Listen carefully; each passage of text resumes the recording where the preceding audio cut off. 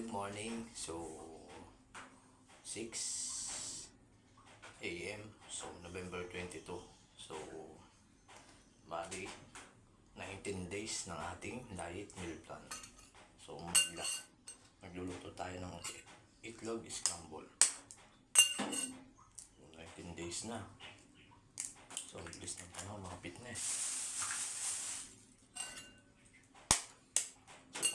Kagabi nag-cardio ako at abs ako dito sa bahay. So, ginawa ko is 25 minutes lang ako nag-workout. So, cardio and abs. So, at least nakapag-workout ako nun. So, ito yung lulutuin natin na itlog scramble. Okay, tapos yung kanin.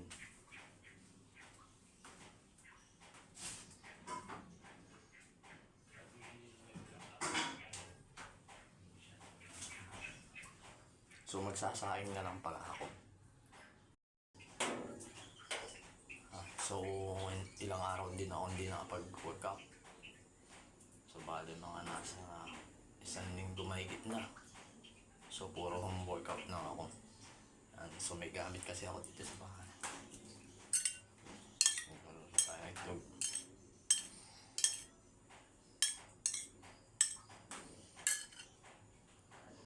Pisik ko ngayon. So lulutuin natin itlog is nasa 12 grams ng protein. Tapos magsasayang ako naman. So ang timbang ko ngayon is 45 kg lang ako mga fitness. So medyo bumaba yung body fat natin. So nasa 17% na yung body fat natin. Ito yung Serratus. Ito yung pinakabigat. So Serratus, bigat, then abdominal abs. So yan, nakadito na yung abs natin dito. 6 pack.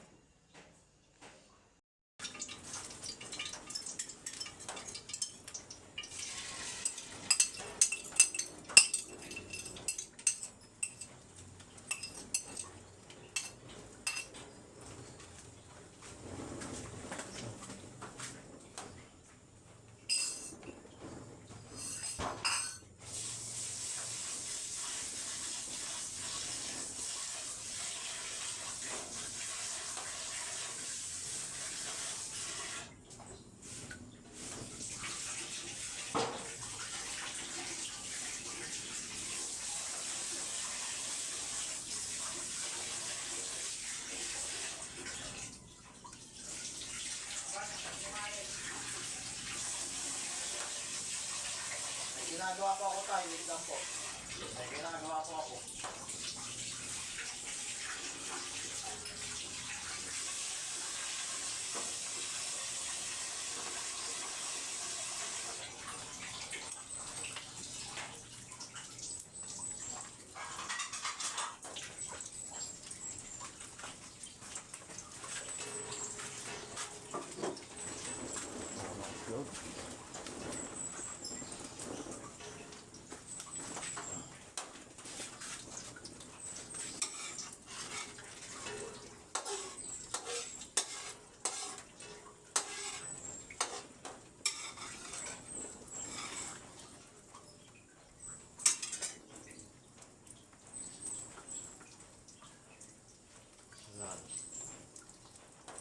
So, nalitaw na yung 6-pack bus natin. Fitness. 1, 2, 3. So, 19 days na ako dadayo.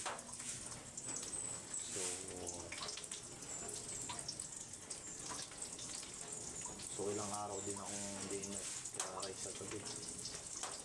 So, bali 17 days akong hindi nagkanin.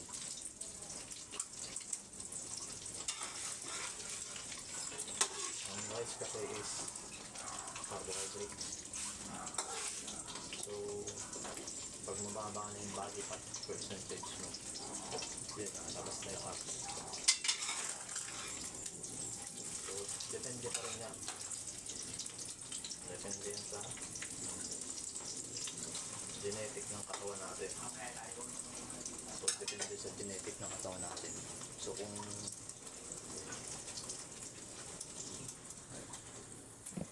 depende yan sa genetic ng katawan natin.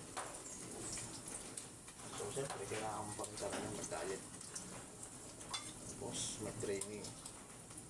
Tapos yung nutrition. Yan. Okay.